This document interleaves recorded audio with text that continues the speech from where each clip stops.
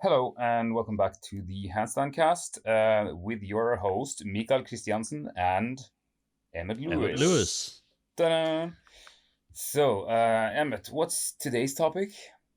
Today's topic is we're going to diverge slightly from handstands and we're going to look at circus school. We're going to have a bit of a chat about, I don't know, everything that goes into circus school. How do you get into circus school? What is circus school? What do you Uh, get out of circus school? what do you get out? How do you get out of circus school is Yeah. always a good one as well. Yeah, oh God. Uh, there's a lot of people I know who are still in circus school. Not saying they're immature. I mean, just like they never kind of left and they're still working there after 15 years at this stage. Yeah, that too. And the Yeah. mentality stays with you too, I guess.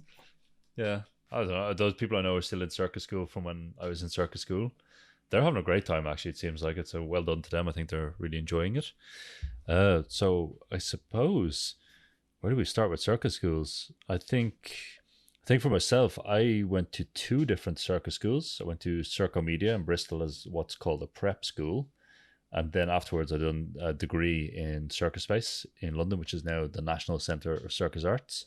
What about you, Mikael? I did. I only did the doc in Stockholm, the University of Dance and Circus. So yeah, at that point when I started, I can get more into that later. But I basically just didn't know about any other circus schools, so um, I just applied to the only one that I knew of, and I was lucky enough to get in on the first try. So that's kind of Nice. rare, I guess. But hey, happy enough it happened. Yeah, it's kind of one of those ones. I suppose need to explain. In circus school, you have kind of two strands of third level education, I suppose. You'd have what's called a preparatory school, and this is for people who are interested in circus but wouldn't get into a normal one on the first try round. Either you just come from gymnastics or dance, you've never done any circus, which is an X against your name, so you have to go and get an experience of circus, or maybe you've done theater or other sort of performance arts and you want to get an experience. Now, the interesting thing is there's a lot of people who just do a 1 year preparatory school and then turn pro and have a very Yeah, I long mean, career I would based say on so. this. It's pretty weird, but I think when I think back to it, I know more people who have lasted, let's say, 5 years as a pro or 10 years as a pro from 1 year courses than I do like people who've quit from degrees. So it's an interesting kind of, I think there's more than one route to becoming a professional. Yeah, I mean that's what's kind of interesting with the entire industry as well, is that like it's largely kind of connection and skill based. I mean that you do have the network and that you are actually capable of doing your thing. And I do know professionals as well that never really did any school. They just learned, they built strong enough stage skills and act and so on, and basically went from there. But I mean, like you say, that like these two types of circus school, the prep school and kind of the professional schools, it's not really a clear distinction, such as in like high school versus university and stuff. It's not as clear as that, but there's certainly the various schools are kind of profiling themselves differently, and hence taking in different people depending on that. And obviously the main difference, I guess, is that the professional schools are aiming to then create stage ready and performance ready artists within the 3, or yeah, some schools even do 4 years of education, but that you're practically going to be ready for performing after. Whereas the prep schools, I mean, some people are ready after prep school, entirely Yeah. depends on their backgrounds, but like that's not like necessarily the main goal of the school, I would say. Yeah. A lot of them will be called either a 1 year performance program or a preparatory program to prepare you for the audition to a main school. But it's also a lot of the schools you find if you go to their history, a lot of them started with a 1 year prep program that run degrees now. And then as they got a bit more established and were able to prove to whatever funding boards in their country that they were capable of running a 1 year, I don't know, level 7, level 8 qualification, whatever sort of system we're using here, that they would then be able to get the funding and the next levels to run a degree program. So that's kind of happened with Circo Media. Ah, yeah, They're right. still Yeah, called yeah, of course. Yeah, because they used to be only prep, yeah? Yeah, they used to be, when I was there, there was a 3-month course, a 3-month just introduction to circus, a 1-year course, which was 1 year kind of finished with a show, which was pretty good actually. Circuit Meet is very underrated, I think, or maybe it's top. I'm a bit out of the loop on how good it is now, but at the time it's quite underrated in some aspects, which we'll probably cover in a bit. And then they had a kind of continuation second year, which was more just a create an act. You basically had access to the space mainly and a bit of mentoring to create an act and create a show if you're a troupe and that kind of thing. So, which was useful for some people. And then, but now I think they have a full 3-year degree. And then what would happen is the circus play is probably an English specific thing, but the degree was split into 2 halves where you would do years 1 and 2, were what was called a foundation degree, which might just be an English thing. And then your 3rd year would be your bachelor's degree. So then a lot of people would do Circle Media for 2 years, audition to come into the 3rd year in Circus Space, and then do a final year to get a BA. All right. So that might just be England specific, but yeah, there's this one thing though, like that might be interesting for our listeners, and like especially people that are practically more interested in circus school and like thinking about doing it at one point, and that is checking out the website called FEDEC. The FEDEC is basically the I think it's Federation European de École Cirque. Yeah, so basically the circus. I'll link it in the transcript. Yeah, exactly. We'll link in transcript. So like it's basically a federation of the various circus schools. I think it's mainly in Europe. Does it involve the other schools outside Europe? Maybe not all, but practically all the European schools will be signed up as a board member of FEDEC, and then they will have honorary members that are outside of Europe. So I don't know, any school that's kind of big like would be an honorary member of FEDEC. Yeah, exactly. And it's an interesting thing because they share a lot of collaboration. They teacher training across various schools where teachers will go, one teacher is very good at teeter board, and all the teachers go train with him for a week, this kind of thing. So it's interesting European project. Yeah, and it's definitely worth checking out their website and so on if you're interested in just like getting kind of an orientation of where there are schools and what kind of schools they are. Since I remember when I started getting into circus in like 2008, when I started doing classes like with my first coach, when I lived in Oslo, he was trained at like a small it was just a culture house. They had some circus teaching for kids. Then they took in this guy named Tobino from the United States that I've mentioned in previous podcasts. And he was teaching there for a while. And I kind of got I saw that from breakdancing, since I was pretty strong, it just went really quick to learn. And I did have the shoulders and all that for approaching quite high level hand balancing reasonably early on. So when he was going to leave Oslo, I just wanted to go to circus school. And of course, the first one I thought of since was the one that he had attended years ago, and that was ENC, the National Circus School in Montreal. But as I was at that point, I'd basically spent a little bit too much money of the Norwegian study loan to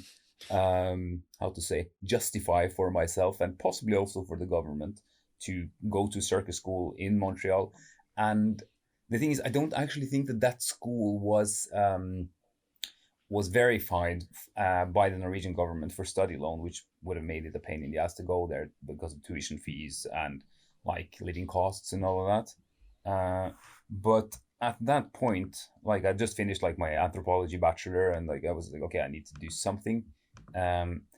If I'd known about, I'm kind of actually very happy I didn't know about the FEDEC or about anything at that point, because I was completely green, and I knew I was completely green except having some handstand skills. So if I'd known about it, I probably would have researched the FEDEC and seen, okay, prep school, that's what I need. And I would apply for prep school. But I just didn't know about anything except I knew about ENC, and then I read about DOC in Stockholm, and I was like, oh shit, DOC in Stockholm is also a dance university. Probably means that it's supported by the Norwegian study loan system. Let's go. So like there are so many other schools that I would definitely have kind of chosen to feel that I was prepared, but hey, I got in, so that was kind of fortunate for me. But I would say that like it's definitely a good place to look because there are like loads of school, especially all over Europe. There's tons of them. France has a million billion, like Belgium, Denmark. I mean, or that's still existing, I think. There are prep schools. Denmark, France, Spain, UK. It's basically all over the place. So it's just like it's just something that you won't hear about unless you actually go looking for it. And the FedEx.eu is basically like the portal where you'll get a reasonable amount of knowledge about it. And that just kind of leads me into thinking about both. I want to ask you that because I actually don't know, and it's probably interesting for our listeners as well in terms of this with like how does one get into these circus schools and how was it for you, like auditioning process and all of that stuff? So I kind of went in with Circus Media. I was incredibly green, and I knew someone who was going to audition, and she was like, "Oh yeah, you should go." And I was like, "Fine, fuck it, I'll go." And yeah, I just turned up at the audition. Like at this stage, the only circuits I'd been doing had been juggling. I had some, just doing like fire performance and stuff. Like, did not have a concept that like there was other kind of things to circus or other things to learn, other than like, I knew about aerial, I knew about these things, but I didn't really understand what contemporary circus was compared to crusty, or not even crusty. That's the reverse of contemporary. What you call a traditional circus with elephants and stuff. But I was just like, at that stage, I was like, oh, I'm earning a bit of money doing fire performances, juggling performances. Like, okay, I want to give this a go. So went over. I auditioned with a friend of mine, Rory, as well as this other friend who will remain unmentionable. And we, me and Rory got in, and they didn't. And we had, it was a bit of a culture shock because, like, let's put it, me and Rory were both pretty crusty back then, to be honest. He had massive green dreadlocks, just to put it in context. Of course. That's the two guys for you. The two guys, if you're at a party, you'd go up and try and buy drugs off them. That's our kind of general look, put it that way. So we went over there, and then we were like, Bristol, I'd say, at Circus Media was awesome. So I'll talk a bit about the school itself a bit later, but the audition process for Bristol, and I'll talk about Circus Space as well. So the audition process for Bristol went in, they had some dance. All the audition structures were very similar. They had a bit of dance, a bit of acrobatics, basic tumbling, hold handstands, things like that. Some conditioning tests, pull-ups, push-ups, blah, and then a performance, 3-minute performance at the end. So done all that. It was all done over the course of just one day. No, so it was one day audition basically. Yeah, one day. It was very, very condensed. Like now that I've done, at this stage, like I've done Circus Space, I've helped a lot of people get into circus school at this stage and coach people for it. So it's rare to have a one day audition. But yeah, we got in. We got second list on that. We were told like, oh, you're on the waiting list, and if someone doesn't take the place, someone didn't take the place, so we got it. And then began the circus adventure. Now, to contrast this Circus Space, now Circus Media at the time was very informal. There was no scoring system. There was no one really watching your thing. There was no quality control. So then we went to Circus Space. How many years later was that? It was 1 year later. So I'd done the course. So I stopped doing Circus Media for financial reasons didn't finish it fully, and then auditioned and got into Circus Space the next September. But so then Circus Space, the audition process was over 2 days, and then it was very formal, very like people with clipboards. Everything was, there was, say you were doing a dance class with the dance teacher, there was 2 people in the room marking you down on how you're doing at it. Everything was scored, both in terms of, say, the conditioning was scored in repetitions and form. So it was like 14 pull-ups, but then your score on the repetition quality was based on 1 to 5. Same with dish hold, same with tumbling, same with all this stuff. So they're a bit more thing. And then I'm sure they had some kind of weighting system on that. Then on top of that, they had an interview process with a board of 5 or 6 people. Yeah. And that was interesting. The interview process is it's make or break for a lot of people, because what people don't, a lot of people coming to these schools don't get is it's a vocational school to make a performer. And a lot of people go in and say, oh, they don't know enough about performance, like contemporary circus or what's going on or who's who. They mightn't have an artistic opinion. It doesn't mean you have to have a strong one if you're 20, 19, 20, that kind of age. You still have to have an opinion or show you're kind of clued in. And a lot of people might say, oh, I'm really into gymnastics, so I just want to make it my thing. Or, I really like the training, which isn't enough. It's not enough to get you in, to get past this interview process. And then you had a performance as well, which is 3 minutes in front of everyone, which is an incredibly stressful performance, if I have to say so.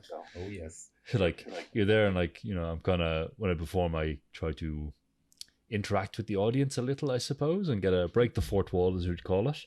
And you get nothing off this crowd because they all hate you because you might be taking their place. Yeah. What about Doc? What was the interview or the audition process like there? Well, it was massive. I was very surprised when I went there because, first of all, I just I think they do similar things now. I think it's changed a decent bit since I was there, but at least we applied with a video. And I remember it was leading up to it. I remember extremely stressful because I was going to travel. Yeah, I was going to travel to Brazil with my ex-girlfriend when I was living in Oslo. And just before that, I was sitting there and finishing kind of the video audition tape for them to select the people to come to the actual audition. And I was doing this at where was it? There was the culture house where I worked. I was sitting up there finishing everything and recording on a CD and making sure everything was in order, because you had to tell a bit about yourself and show some training and show an act and so on the video. So I did all that and I compiled all my papers and all that crap, and I left and I remember I took the bus and I had the folder with me, or so I thought. I go and I get off the bus and I'm like, holy fucking shit, where is my folder? I don't have it with me. Oh my fucking God, I'm leaving tomorrow morning to Brazil. This is not happening right now. So total panic. I take the bus back and luckily my forgetful ass, I just left it right there on the by the computer. So thank God. Forever grateful for that moment, because that was basically the make or break for me getting into circus school. But the actual audition was 5 days, so it was huge in terms of the amount of things we had to do. But similar to what you described, it was I think the first day was we were doing conditioning and we were doing dance. And I've been dancing breakdancing, but breaking is very, very, it's very distinct in its style and very, it's very context based. Breaking happens in the circles and the ciphers and or in practice sessions, and it's very kind of, it's very its own thing. I'd never tried to do some choreography that someone else made me do. I couldn't take choreography for the life of me. I was so embarrassed.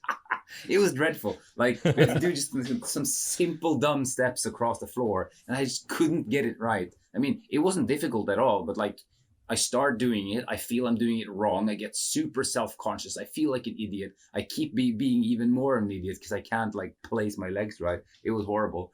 And then we had to do some improvisation in a group where we got some tasks and so on. I didn't know what I was doing, but got through it somehow. And then we had conditioning classes afterwards and stretching. And conditioning was also similar to what you said. I think we had to do just basic stuff like max dips, max pull-ups, handstand for I think they just had different categories depending on if you could do more than 20 dips, you could continue, but it wasn't much of a point. If you could do 20 pull-ups, it was fine. If you stand on your hands for more than a minute, it was fine. And then we had a cool one where we had to do kind of an obstacle course in handstand, and me and a couple of other guys were joking around.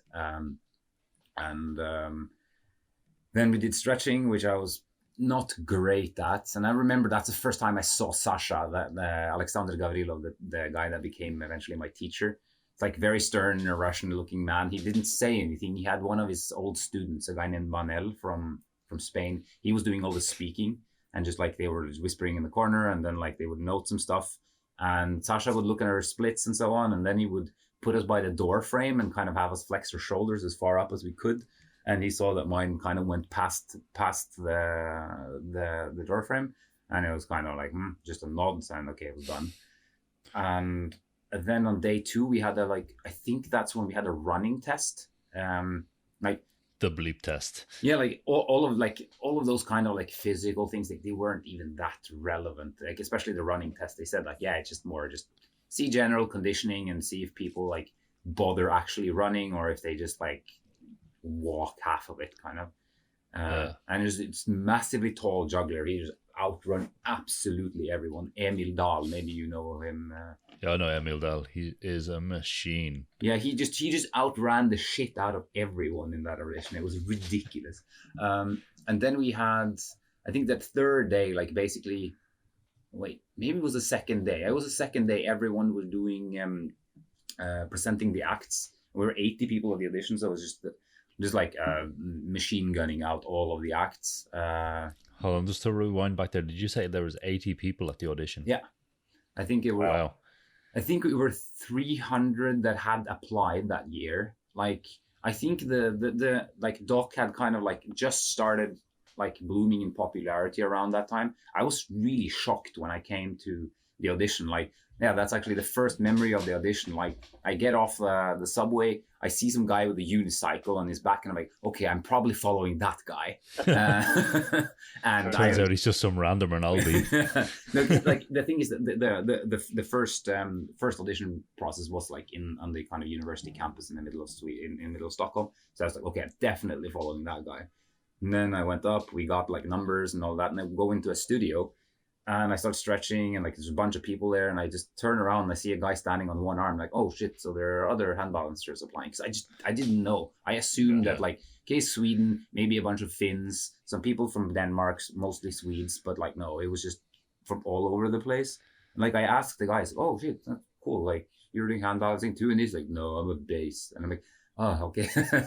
Who are these people? And I turn around again and I see another guy named Kim Giron, who he's from Barcelona, and he has like the most beautiful one arm straddle you've ever seen. I was like, okay, what the hell am I doing here? These people are nuts. I mean, I could do one arms myself, but you could just see, okay, these guys are schooled. These guys have been doing this for a while. I was just like some guy who could stand on his hands reasonably well. But yeah, back to like the day 2, we were doing like all of the acts and stuff, and that's when I really started to understand, like, okay, I'm not sure if I'm like just bit over way too big of an apple here, because like some of those acts were legit. Like the level was super high, and there was especially this one group that applied as a troop of six guys from France. And these guys had been doing a prep school in France, in the one in Rosny-sous-Bois in outside of Paris.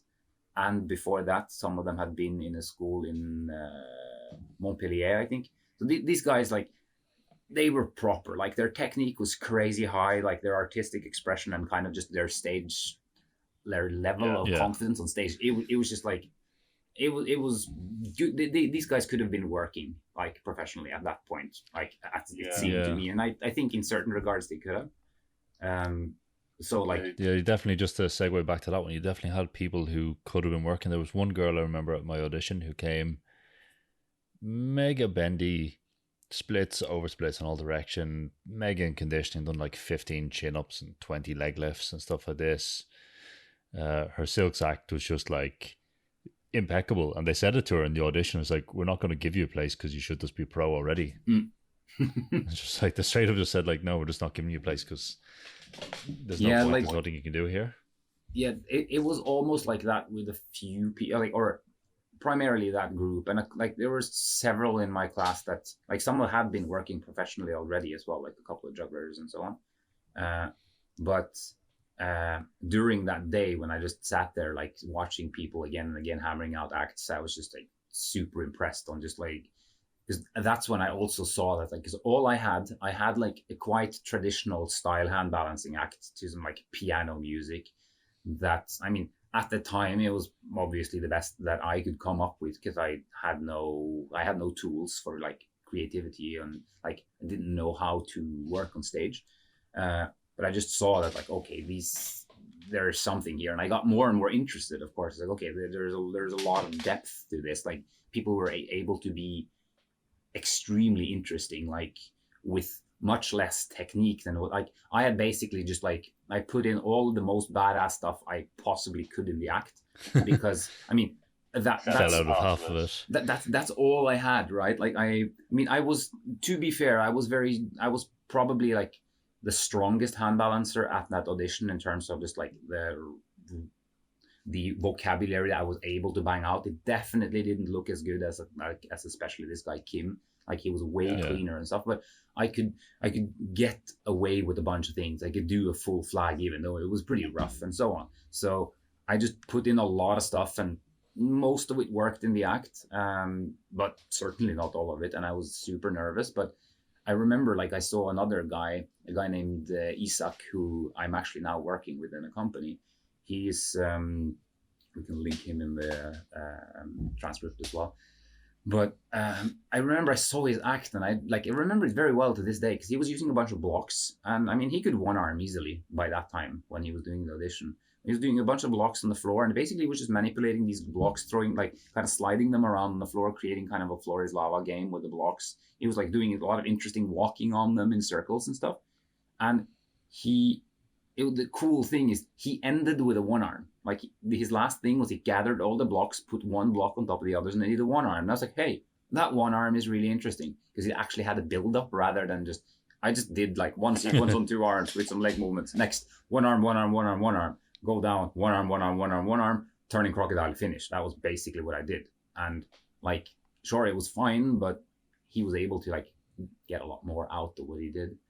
And yeah, now I've been rambling on a lot, but like the worst thing on the audition was day 3, when like we were doing like a creative task in the morning when we were like doing some theater stuff, and I'd never done theater. It was fun though. We were in groups, and we had to like, we got a bunch of objects, and everyone had to do a thing, like a group piece, including all the objects. I think it was 3 juggling balls, a newspaper, a couple of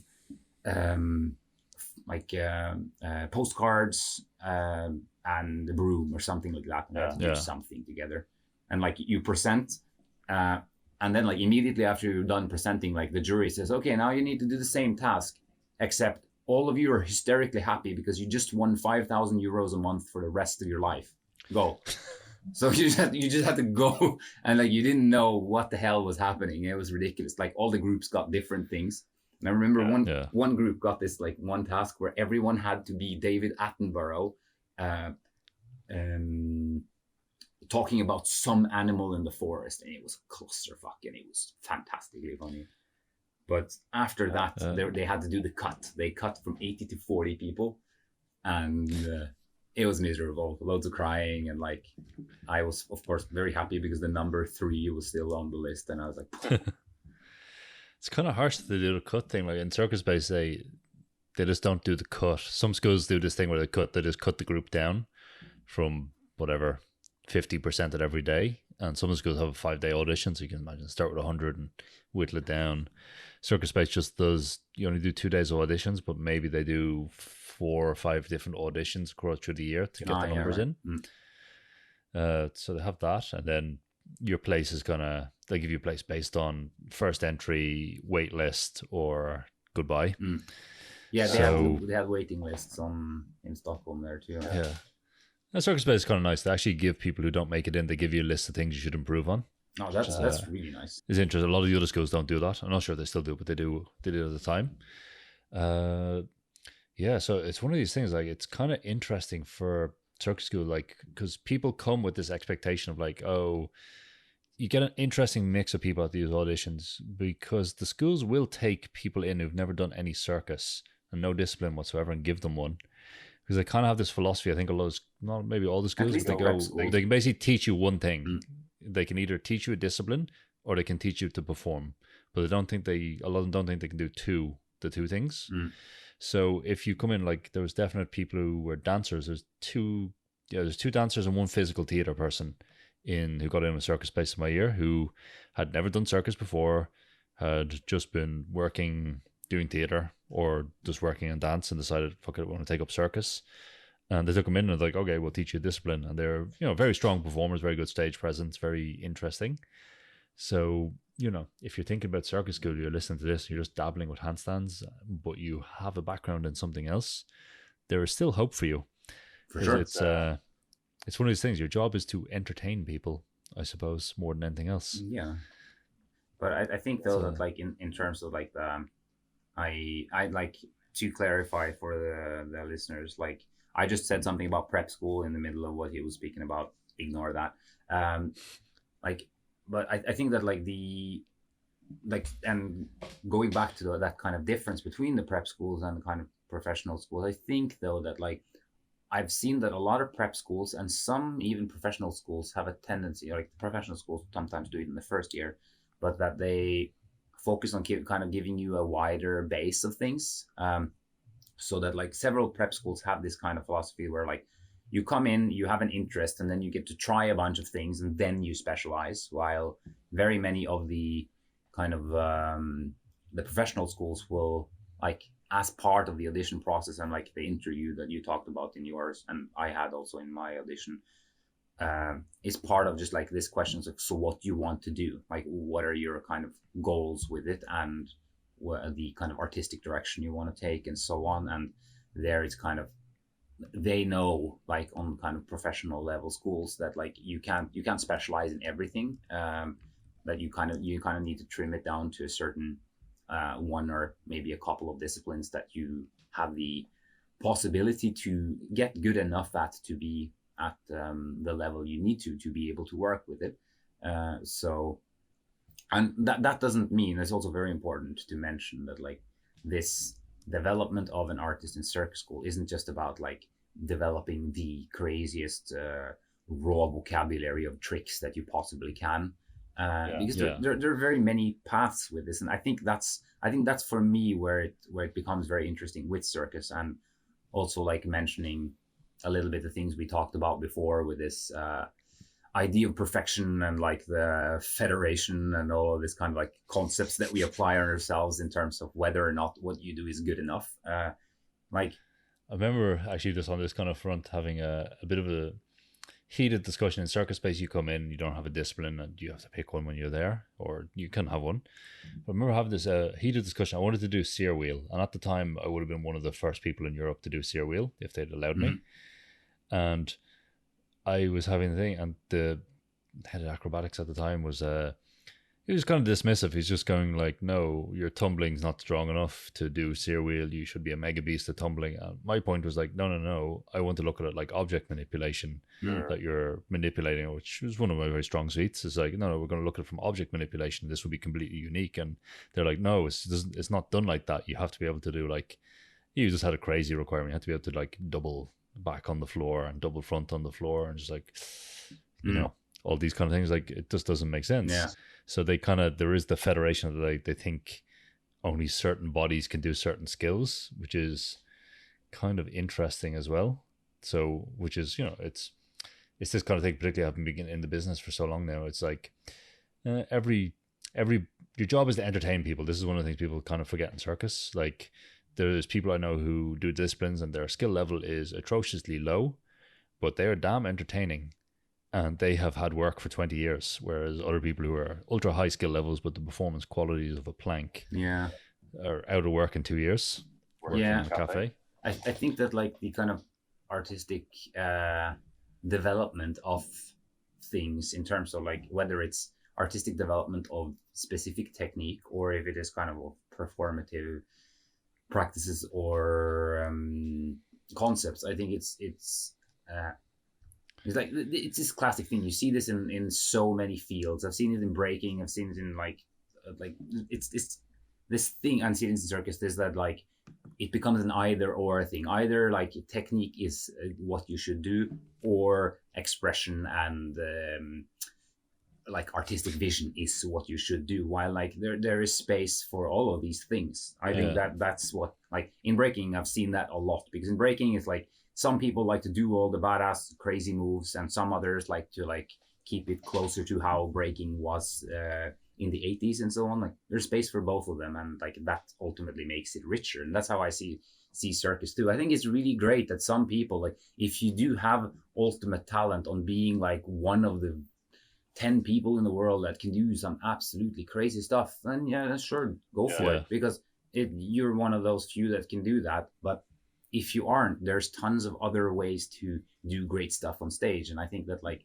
kind of that's what kind of puts the art into it. And I think that having these kind of demands that your technique needs to look like this and like this, in reality, especially in a circus context, I think it's absolute fucking nonsense, because what it does is it enforces the federation. It enforces that like you need to do the one arm exactly like this, or it's not good enough. And that doesn't. I think we need to pause there for a second, just before we're not actually talking about the FedEc, the Federation Echo de Cirque. We're talking about the federation in your head that tells you your one arm must be exactly aligned perfectly, and your shapes must look identical to someone else who done them 20 years ago the exact same way, and your toes must be pointed. It's basically the idea in your head that when you film your set and you look at it and you go, oh, well, that wasn't good enough, and because you see some sort of detail that wasn't good enough, that is that speaking to you. It's the collective idea that like there is a specific way to do all these things. And like, to be fair, it has some points. There's some things that are good to know how it works and so on. But speaking from kind of a perspective of creativity, it's more hampering than anything else, because you're going to spend so many hours like judging yourself depending on those kind of parameters and criteria, rather than like doing the things that you find interesting. So developing your own sense of aesthetic awareness and stage presence, and going, no, being able to make choices is what it comes down to. It's like, no, I want it to look like this because I find it nice, and other people in the audience will probably like it because I think it's nice. You know, it does simply come down to that in some ways. Yeah, and I think like in speaking also about circus school, a lot of about being in circus school is about exactly that. Like, I mean, there's a lot of discussion, there's a lot of back and forth, and like creative tasks and all these things where you try things, you get tools, you get abilities, and you ultimately get context to try these things again and again and again. I think for me, that was maybe the most important thing in circus school. And I remember like even at the very end of the school, like the last term when we were going to do our like finishing acts and like the final presentation of the pieces, like I still got the same feedback I got in the first year. It was terrifying. It was so bad. I felt super bad. It was like, yeah, but you're doing the same thing, the same excusing yourself on stage. And I got like hammered down from hearing like the same shit that I had been doing before. I wasn't doing it every time, but I had this one tendency, and like it's really kind of like painful to kind of like take this in, like and ultimately then you need to try to transform those kind of tendencies and those like kind of, I call it kind of like stage tics that you have, or that you always tend to go in a certain direction or so on. But ultimately, like it was really good, because over time that really changed the way that I looked upon what I was doing, and like because in terms of how I view the performativity in general has so much to do with sub-communication, that you kind of become certain and secure about yourself in the context, just about like any other context. Put me on stage with a big like mathematics problem, I'm going to be very nervous and don't know how to deal with it, because I'm not really good at mathematics. So it's going to be the same thing. If you're very comfortable with public speaking, it's going to feel fine. If you're not comfortable doing hand balancing on stage, God forbid, in the beginning, you're going to shake and you're going to shake and you're going to fall down, and your heart rate is going to double, and you're going to fall again. It's going to feel terrible because everyone saw you falling, and then you're going to hate yourself for a few days. And then you're going to actually be able to pick yourself up, and you repeat the same mistake. It's definitely one of those things. I think for myself, obviously I picked up a lot of skills in circus school, but the performance side of things, because I went into it like not even knowing that performing in circus had a abstract theoretical background, and life to itself, I suppose. And a lot of circus schools in Europe, they use physical theater as their main kind of theater philosophy. For those who don't know, physical theater is a form of theater, I suppose. Lecoq from France would be a big proponent of it. Delcroix, these kind of, a French circus school that also would have a history dating back to Commedia dell'arte. And it uses a lot of, because in circus you don't speak, you don't really create characters, you create physicality that speaks your character through. So it would involve a lot of mask work to start off with, neutral mask, then progressing onto half masks and quarter masks, and also like the idea of mimicry, building up your character by how it moves, and then using the movement to generate material. And it's very interesting, but it was like, I was thrown in the deep end. And when I went to Circomedia, the physical theater teacher there, who I hated him with a passion because he was a hard ass, but I just, to this day, like a huge amount of my physicality, performance, everything, what leads over to everything I do, aspects of my life, come from BIM. So thank you, BIM, if you're listening to this. Probably not, because you hated me as well. But it's just that kind of very antagonistic relationship where I just didn't understand that, like, there's a difference between getting criticized and getting critiqued. And you can be incredibly harsh in a critique because it's not personal. It's very well-meaning and you're trying to help someone. And he was a bit of a dick about it as well. You're aware, Bim, if you're listening. And it was also just, being thrown into this performance background where you're just like, you're doing stuff and you don't really know what you're doing and it's all bad, but you think you're doing it right. So it's this kind of deep end performance side of things. But then I had the year BIM, which was, terrible. I really didn't get on with BIM. But then I went to Circus Space, and I had this incredible quality that I didn't know I had, that I could turn on and off the performativity, where I can just be normal and then stick me in front of an audience. I can just turn it on, whatever it is. I can't even name what it is. People who've been to my workshops will probably understand this. You can just command the room just based on what I learned on BIM. And it's like the other teachers in Circus Space, who, don't get me wrong, they're really good at their field, really good, performers, directors, running companies. They just didn't have what BIM had. So it's kind of the difference between, I don't know, good and great, I suppose. So it was very interesting to have that juxtaposition, because a lot of them came from the same school of Lecoq, Jacques Lecoq with his fucking drum. Oh my God, the drums. We never had the Lecoq, actually. You didn't have did you have the drums? No, we, basically in school we had this one clown from, clown and burlesque performer from Stockholm, named Nalle. I can't remember his last name. Lannela, I think it is. Nalle Lannela. He is basically a street performer. He's kind of like, he does a lot of kind of burlesque-y, clowny stuff.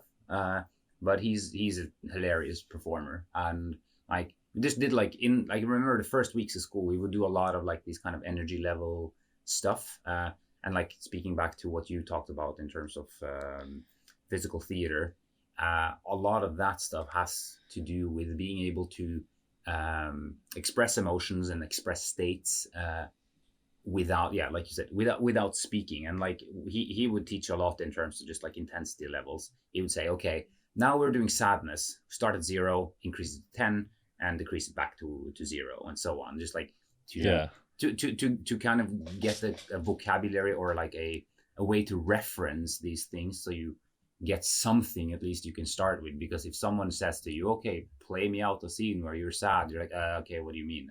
Where do I start with that? While a lot of, I think, in terms of performativity in general, to find this kind of confidence is in it. And like this entire thing that, like, it's a bit of a cliche, I'm not so happy about this, is like creating a story on stage or in my act or whatever. It makes sense in one way, but I think where it actually does something is when it, like, those stories kind of happen inside you, where you create, like, you actually brute force that emotion to happen in you to some degree or other, which means that, like, as I said before, like subcommunication, it comes through, like, because the audience sees and perceives all these tiny gestures and motions and ways your face expresses, your body expresses, and that this kind of carries the performance. And like, this took me a lot of time to understand. I remember when I was in school, and we would do like several workshops with various teachers, who would work with us on this. And like we would also do like kind of like with the class and the group, like a lot of feedback sessions where we watched each other and then got to hear how things came across, because this is so important, I think, in terms of learning all this. I think there's like what you said with the critique, and that like learning to take that, like, so you do something and then someone says like, okay, so here it worked, but then you went over there and you tried this thing and you just lost me. And it's very easy, it's so easy to take it personally, but you're like, oh, yeah, but this and that. No, like they're the audience, they looked at you and you did a thing and they experienced something else, and your job is to make them experience. So it's really being able to kind of take that and then transform it over time, I think. Yeah, it's interesting that Mick, one of the theatre teachers, Mick Barnfather, he's mainly does clowning and kind of comedy stuff. He had this idea that like you're just playing a game on stage. It's always just playing a game for him. There's a lot of play and playfulness he encourages in his classes. But his whole thing was like, if you're performing with a group of people or even yourself, you're playing a game. And that's what's really interesting. And you could be playing a happy game, a sad game, a hidden game, whatever. But if you know what the game is strong enough, the other people will be interested to watch you play the game. Very good metaphor. And it's a very good metaphor. It's like, watching someone play video games. If they're good at it, you kind of get enthralled. It's like watching someone play chess. Even if you're not into chess, if you go like, wow, there's something to draw you in. Or just watching someone be really into something, like you'll want to see, okay, what's the deal here? And I think that's the thing. If you know, then you're convincing yourself of the context, and that makes other people, like, just from this sub-communicative field, like it creates an interest and kind of an engagement. I remember, like, I think maybe the strongest moment I've ever had on stage was when I was doing the finishing act at Doc, and there was this one specific move I did. Like, I was on fucking fire that night. I don't know what it was, but like I remember I just blasted the act, and it wasn't that like, hey, I held my handstand solid for a second longer. It wasn't that. I was just feeling super present, and it felt like I was kind of commanding the room in this ridiculous way. I remember. I get you, man. You've been in that state as well. You're just like, boom. Yeah, because like I would jump down on the floor into this crash move, and then I remember I would slide my hand across the floor, and I was just thinking in my mind, like, every motherfucker in this room is looking at my hand right now. Nothing else matters. And like I remember the director of the school came to me like later that evening. He's like, damn, you were really glowing tonight. And I was like, I kind of knew. And I think that's also the thing with performativity and all these things you learn in these schools. You learn to know that. You learn to also identify. You learn to understand that when you have that feeling, that's when you're actually performing well. And I remember also in dance, like breaking, my first teacher, he always said, like, when you feel cool, that's when you look cool. And it's really true. Like, I mean, everyone has seen some kind of drunk fucker on a nightclub. They don't know how to quote unquote dance, but they look awesome because they're just jamming it out. And they have that feeling, regardless of what like drug or not they're on. They have that feeling, and then it convinces. Yeah, it's kind of, this is what I suppose comes back to the craft of performing, is that like you can replicate this on demand regardless of what happened. You got stuck on the tube and someone puked on your bag slightly, and then you have to go in, get prepped, go into the show and go on stage. You got like 10 minutes to get ready, and this ability just to be able to like turn it on. And it's very interesting to command a state in a room like that. It's an interesting process, and this is one of the things you do learn at Circus School. You probably learn it in theatre school and dance school as well. Yeah, for sure. But these performance schools is like, this is one of the key things they actually teach you. It's not, I strongly believe that if you take the talent pool of people they would accept into a circus school and said, okay, you have all the facilities, you have no teachers, but in 3 years you have to come out and be a machine at your discipline, I'd say every single one of them will probably be about the same skill level, unless it's a really specialized discipline that they've never done before. In terms of just like, they're young, they can train 40 hours a week and they will come out beasts. But the performativity and the mentoring through this kind of craft process is probably what would be missing. More so than the discipline thing, because it's kind of, it's an interesting thing just to think on performance states. There's one that really stuck me from circus school. I was doing so I was doing some classes, some one-to-ones. So in circus school, you normally get one-to-ones in your discipline, sometimes with a director, sometimes with someone who's good with your, mainly with someone who's good with your discipline, like a coach. But I had some one-to-ones with a director, and he set me a task, which was put all the stuff down, and I had to create a space, a strange space in my head, and then walk around it and describe what I was seeing, like a kind of David Attenborough kind of thing. Mm.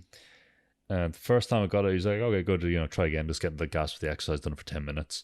The next time, I can remember the state because it's something I use much now, is like, I managed to project the space, the whole cityscape I was describing into the space that I was really in it. It wasn't, there was no, the room didn't exist anymore for me.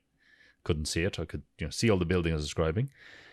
And I blew his mind away with that because he was like, I could see it. I could see the building you were in. Like the state transferred between us for this thing. Then I tried it again. It just didn't work. It was terrible. But, it was just for that one moment. It was very clear at this moment. That was with Mark, who is a teacher in, what school is Nikolai Untik on? I can't remember. He's in Code Arts in Rotterdam. Code Arts, yeah. So he's one of the teachers in Code Arts now. He's teaching in London at the time. It's very, very clear, very vivid memory of that kind of process going on, which was very, very interesting to see, that we, I was clearly just seeing something imaginary. It was just imaginary. My state was strong enough that he could get it. And that's what kind of like these moments you're looking for. These are kind of semi-peak moments in performance that give you a hint of what's possible. Yeah, and it's I think it's also, I remember when I got into school and like before that, and like I would try to imagine how it was, and I would never kind of really, like, what I imagined wasn't how it is in a sense. I think one of the best ways to associate to that kind of state is that it becomes kind of a natural thing, and it becomes easy, like, and that's when that kind of like you're like, as with training, only like 1 out of 10 shows or so you will be that kind of where you will just be fucking magic, but you can get your consistency of like the general level very high, but and that general level where like you're basically convincing everyone and everyone's like into what you're doing, just because like it's so rehearsed, you're so comfortable there that it's easy. And I think that like the best way to associate to that is basically any activity that you do like in your daily life, even, that just you feel very comfortable, very kind of like, authority is the wrong word, but just like you feel very solid in that state, whether that is just like as you're writing a thesis and you just know exactly what to write, you know exactly how to express yourself. It's that kind of thing, and something that it needs to kind of land in that kind of intuitive part of you, so that it's kind of ingrained. And of course, everyone fucks up. I've been on stage several times and eaten shit in various ways. Where, like, remember this one time when I played Knitting Peace by Circus, this show I played 100 times.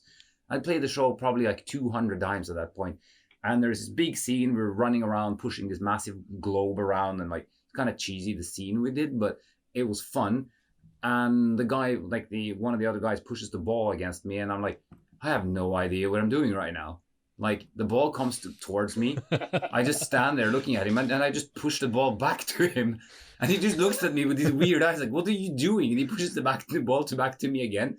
And I just stand there and I have no idea. I've done it so many times before. Then he walks over to me and he just does this hand gesture where he just like reaches the hand to me very clearly, grab my hand. This is what we're doing now. And I'm like, oh shit, we're there. Because like there were 3 parts in that act where we would, like, the ball would come rolling from a certain diagonal on the stage, and I thought we were on the second one and we were on the third one, and it is extremely blatantly obvious, but I just lost it. And like, I must have stood, like, it must have looked so dumb, because like the crescendo of the music was running, and I'm just standing there pushing the ball back to him like slowly, and he pushes it back to me, and it's kind of this dead moment when it's supposed to be glorious. It was so hilarious.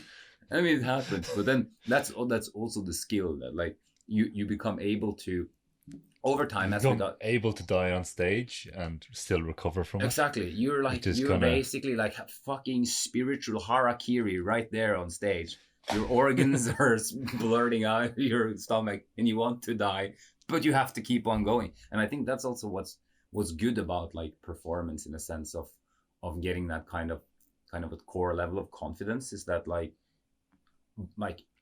by definition, if you perform for a long enough period of time, you will have gone through so many states where you perform and where you are absolutely soul crushed from being so garbage, and you pick yourself up and you keep going, or you do the best thing ever, or you have to puke and you still have to go on stage, and so on. Like, you go through all these things that just make you kind of just you get a deep sense that, okay, I can deal with this. And I think that's like, also that happened to me through Circus School, but obviously like through their real work, like in the years afterwards, where that fully established. But like the foundational stuff for that was like, I definitely learned in Circus School, because when I went there, I just wasn't a performer like at all. I was just some dude who could stand on his hands and thought that was cool. But like after 3 years there, I remember like when I did my first maybe I talked about that in an earlier podcast. I did my first job I went to Montreal, and we were doing with the Seven Fingers, Sept Doigts de la Main. We were doing like a theater exercise to warm up one day, and they did like this kind of 0 to 10 emotion exercise, and they did sadness. And when the director got us to 9, I was crying, and at 10 I was just like lying sobbing in a corner, and I was like kind of introspective at that moment. It's like, hey, am I a guy that can just like command myself to cry right now? I don't know. Like I am. Prove it. Damn, this is cool. Can you cry? But it was really interesting to experience that, like, on command. I was literally feeling the sadness, but because I put it there myself, because that's what we were doing at the moment. It's very interesting. Yeah, so that's a segue. We're just getting close to an hour, but we still got a bit of time. Let's segue for people listening and still hanging in. What about the academic side of Circus School? Because it is a degree course. There's the interesting thing is you have lectures as well on everything from performance to other stuff, and performance and business mainly. But so where do we get to? So I think one of the more interesting sections of lectures we had in Circus Space was we would have how to describe it? A theatre academic is the only way I can describe it. Someone who does theatre from an academic point of view. And they were an exterior lecturer that they'd hire in for this course. And we had them in first, second, and third year, where they'd come in.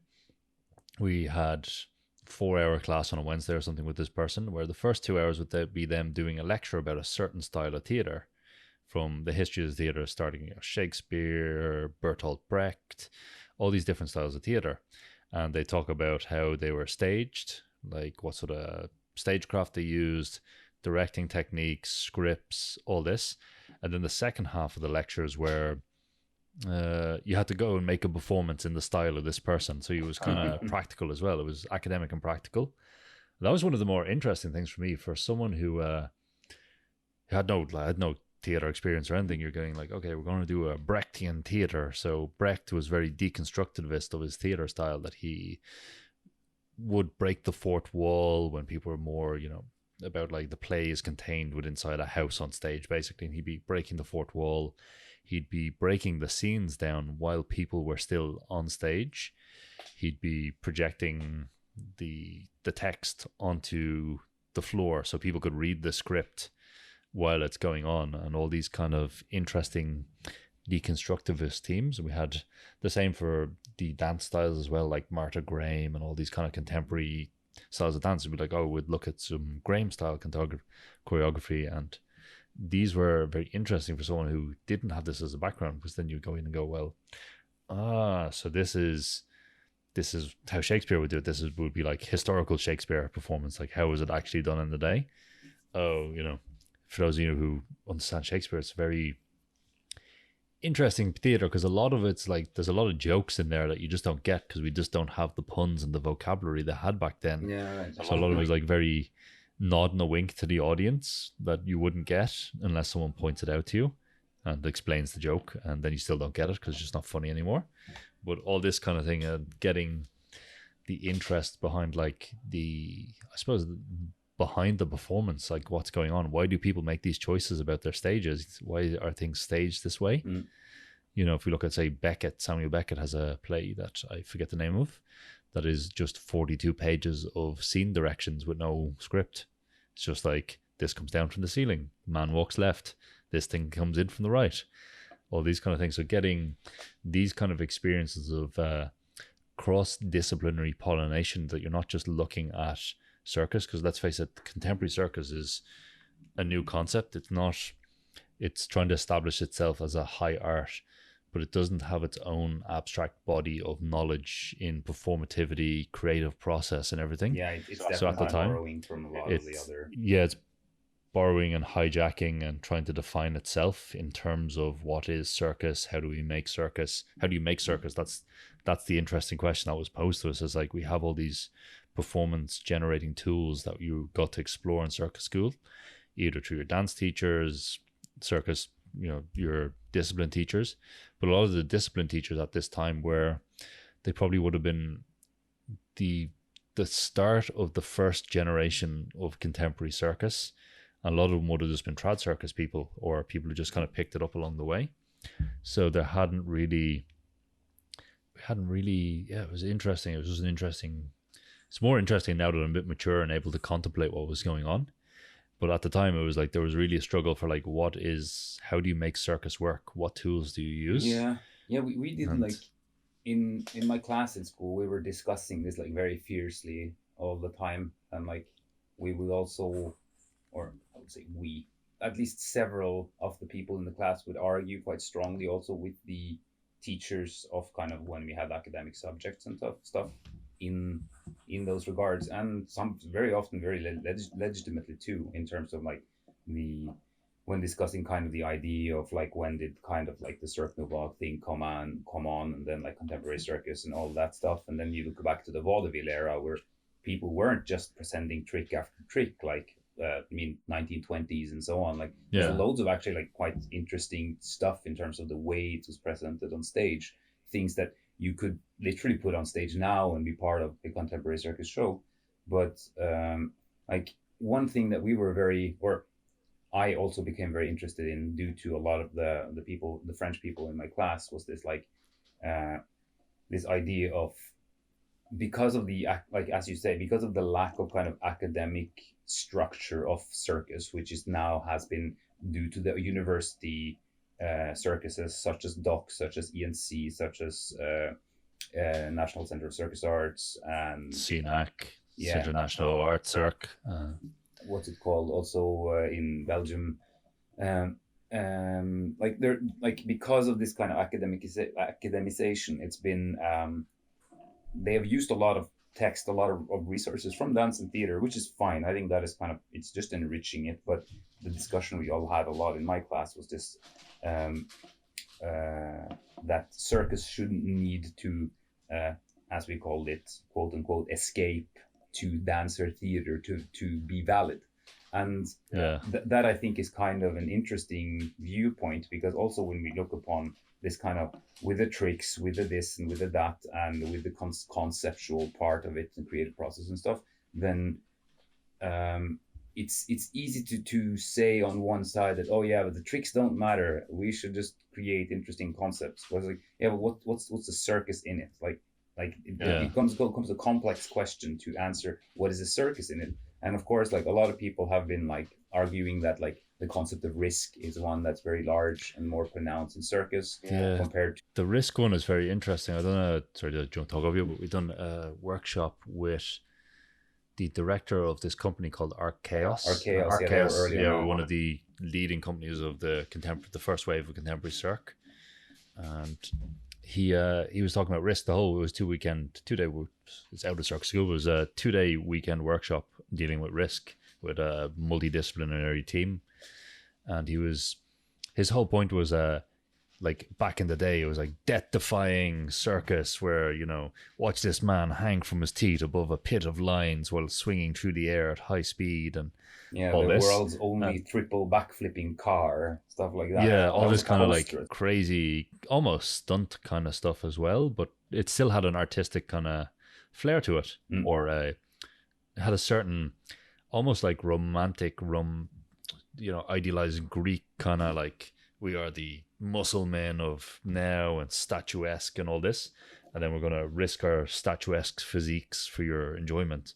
Yeah, But then you were saying that, there's a lot of that kind of it's a bit classic, this old school, like the only man in the world that can do the this and that. Like it was a lot of yeah, that being kind of the advertised thing that you then as an audience were asked to want to see, kind of.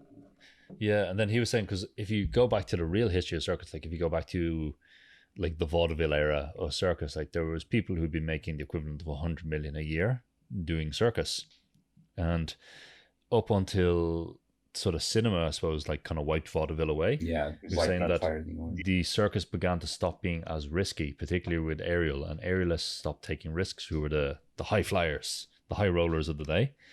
And circus started getting safer with crash mats and safety nets and using wires and stuff. You know, rightly so, because like let's face it, you don't want to die too much for entertaining people's thing. But then his whole point was that the only people who take the risk in circus are the ones that people judge the most, which are the jugglers, because their shame is immediately in front of your face. That either the risk is I will juggle 7 balls, I will just drop them on the floor in front of you and feel my shame. And I suppose hand balancers, I suppose, whereas aerial was kind of, this is where circus for him, it kind of lost the riskiness. So with Art Chaos, he was trying to how do I inject this feeling that like you're not going to get out of this tent alive or someone's going to die, but still keep it safe.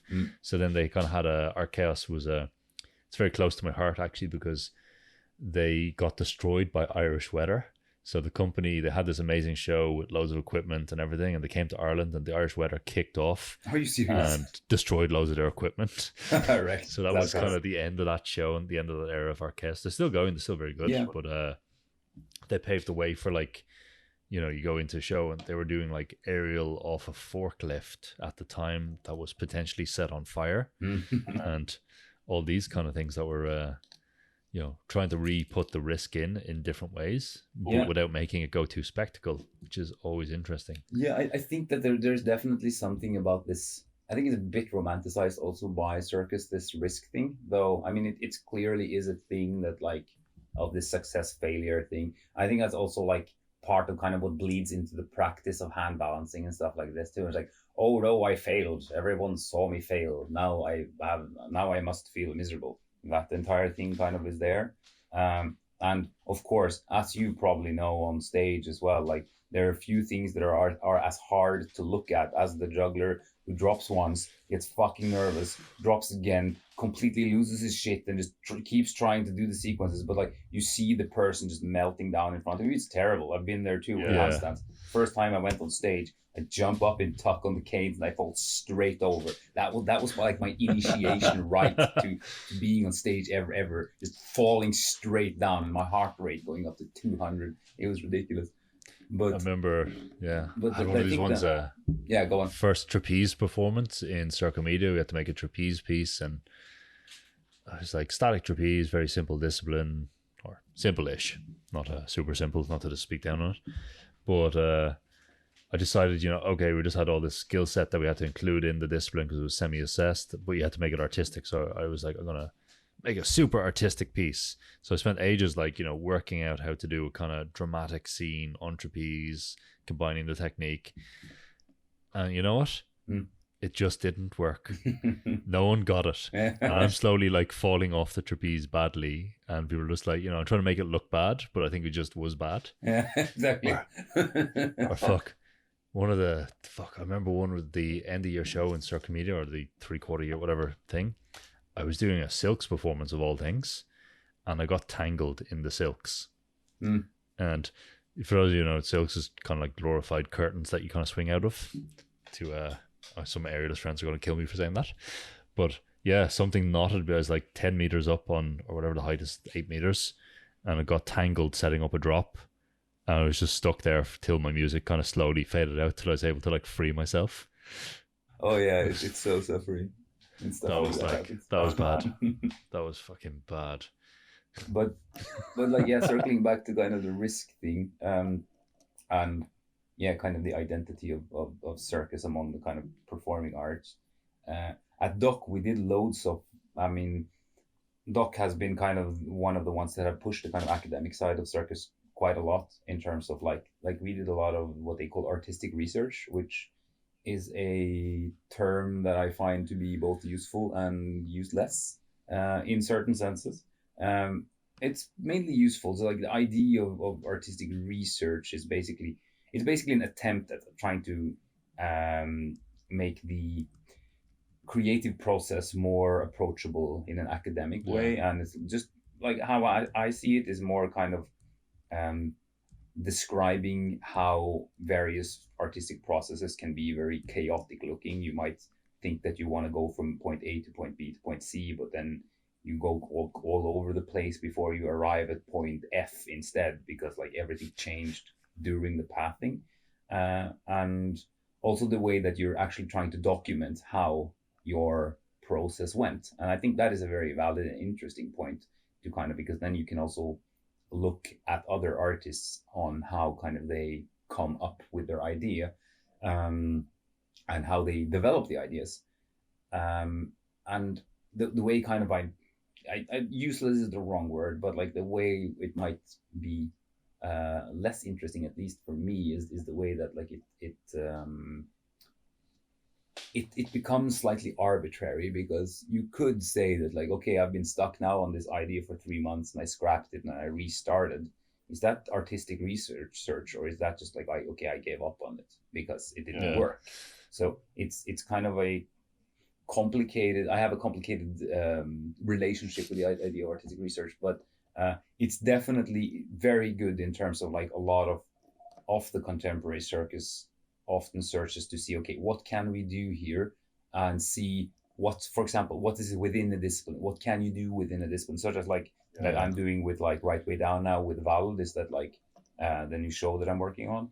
Like, first of all, just started as research, like, okay, let's see what kind of stuff we can do without thinking about that we have to put it on stage. Like, it doesn't need to be entertaining or interesting to someone else right now. Let's see what we can do. And then over time, of course, if you want to put something on stage and be able to sell the show at some point or other, you might need to have a very strong concept, or you will need to perhaps make that concept so that it's actually watchable by a large enough crowd of people so that you will be able to sell it, or you will be playing something that's more niche, which is also fine. It just depends on what you wish to do. It's definitely this. Yeah, I think artistic research is just an interesting concept. It's like that you just have space where it's just like, okay, I can just do something and it doesn't have to be presentable. Yeah. But one of the mistakes they made in circus space was you'd have artistic research, but then you'd have to do kind of a show and tell of your research. And you're just like, well, I didn't really think people were going to be watching that. It's kind of defeats that it has to be shown, because then it has to be shown and open to critique, I suppose. Yeah, because that's the thing, that like what we would do, like in the third year, we had like a longer artistic research process, and then we had to kind of have a in the same way as like they do in certain academic or most academic fields, where you would have like an opponent asking you certain questions, and kind of a board asking you questions like, okay, so why did you make these choices? What were these leading you towards? And I remember that like the woman who was leading it, a lady named Ana Sanchez, she was really testing me on those questions, because she kept using this one term and asking me, but isn't this what you're doing? And I kept denying that term of hers, because like I obviously wanted to use my terminology on this, because it meant a certain thing to my research, rather than saying rather than kind of formulating it in another way, which to me carried different connotations on it, kind of. So they had this kind of process like that. That's an interesting one, of the academic need to define things in certain terms and then use academic relativity, which is it's definitely a problem in some things. It's like, well, actually we're trying to, I don't know, in a lot of fields, like it's terms are described in relative to terms of other terms, which is good obviously for in some ways, but then it's a kind of academic ownership. It's like, I'm doing this and it might lead somewhere else, like no, you're actually just doing this, and someone else has done this, like, no, I'm not doing that. It may look like that to you, but it's not that. It's something different, and it's going to end up something different. And that's the thing. That's also kind of where the academic, like the artistic research thing for me crashes a bit, because like at one point, like I agree with what you say, but you could also see it just as arbitrary then, and then it becomes a bit like, okay, so why are we doing this in the first place? Because it just like we're just putting different words on the same thing, or the same words on different things. So, but I do think it's kind of a valid and interesting field, especially when it comes to like trying to depart from. I think it's important for like more experienced artists as well, just like to be able to have a good way to depart from a general practice, or the kind of quote unquote old ways of doing things. Though it's also very very it's discussable whether or not things actually are old or new in those senses, since there's very few new things under the sun. But I thought to it's a kind question of of like how old is it, and have you let it like ferment in the ground long enough before you dig it back up and do it again? Exactly. Just like dig up the old corpse of the horse and beat it with a stick. But like this is the thing that's kind of happening, I suppose, segueing slightly off, but in Circus is like it kind of died from the spectacle aspect. It kind of regrew into a kind of weird contemporary thing. The contemporary thing is now becoming the large spectacle, with obviously like big companies like Cirque du Soleil, which we're part of the contemporary scene, leading the way, and now there's a couple other bigger ones. But now the whole circus scene is kind of trying to I don't know, I think I'm seeing an older school vibe come into circus in some ways now. Oh, definitely. I mean, like, we should link totally the trailer of one of my favorite shows, actually. It was one called 100% Circus, and it's by two friends of mine that I was in circus school with, and it's just them researching old school circus concepts, and they're literally inverting it, because the guy who's supposed to be the bass, who's a massive man, he flies on what's called perch. Look at the trailer and you'll see insane shit.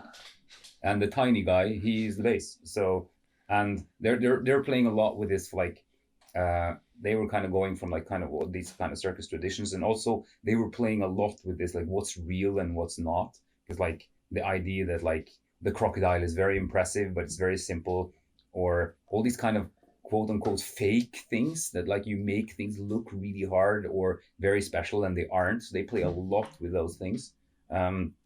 So there's definitely kind of a resurgence, and I think that's also a very healthy and interesting thing, that kind of to remember the actual tradition of where circus came from, rather than having to say that like now it needs to be this and this level of academic to be good enough, or we need to kind of go in the directions of dance and theater to make it valid.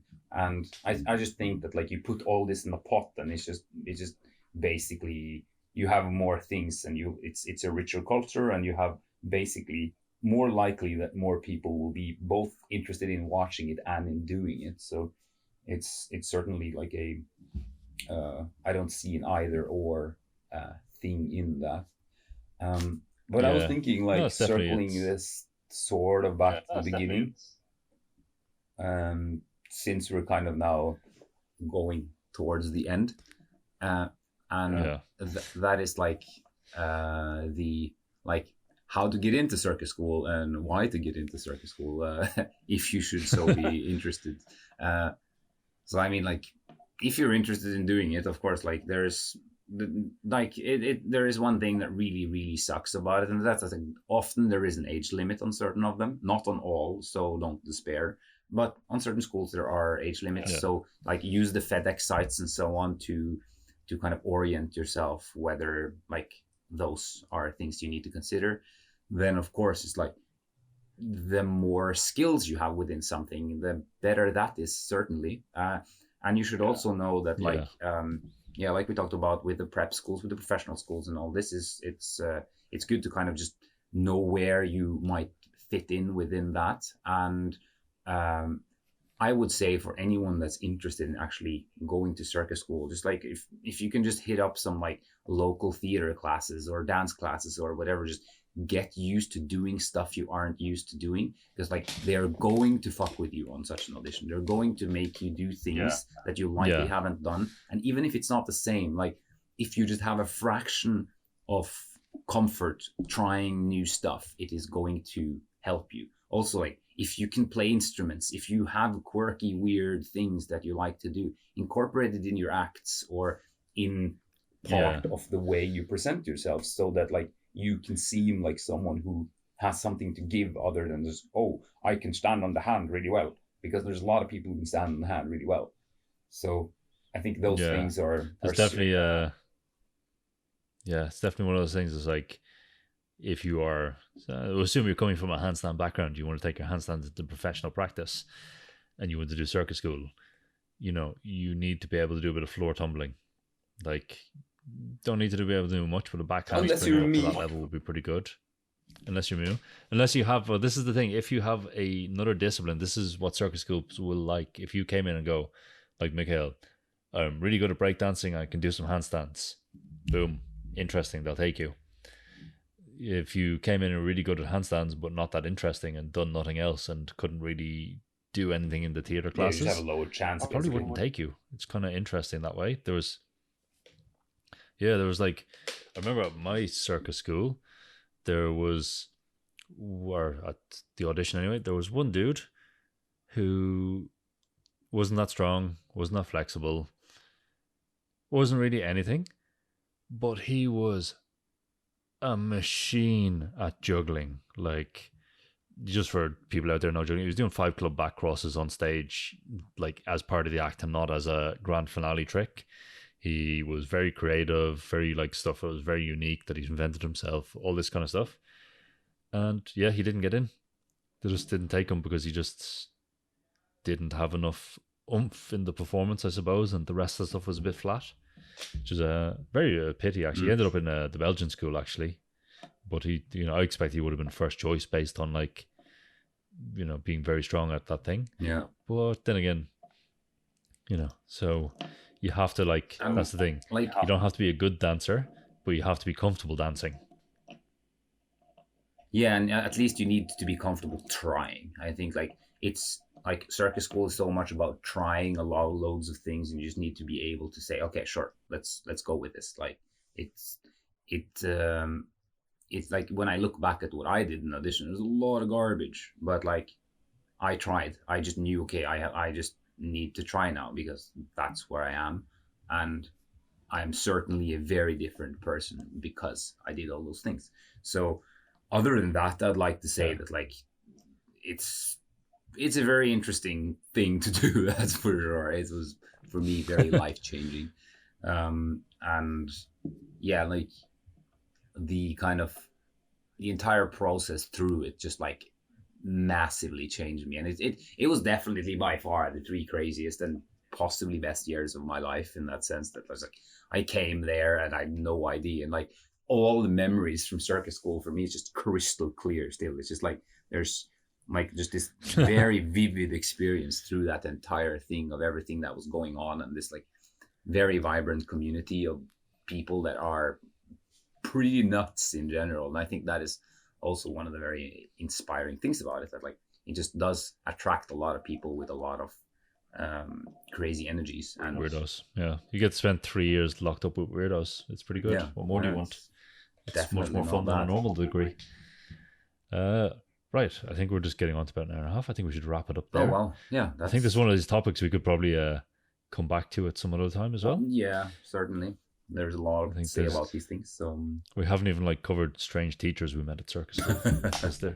Not even like the weird, like not even the bad weird, like just you meet some, like, I've been performing for 60 years, and yeah, we'll save that for another topic, I suppose.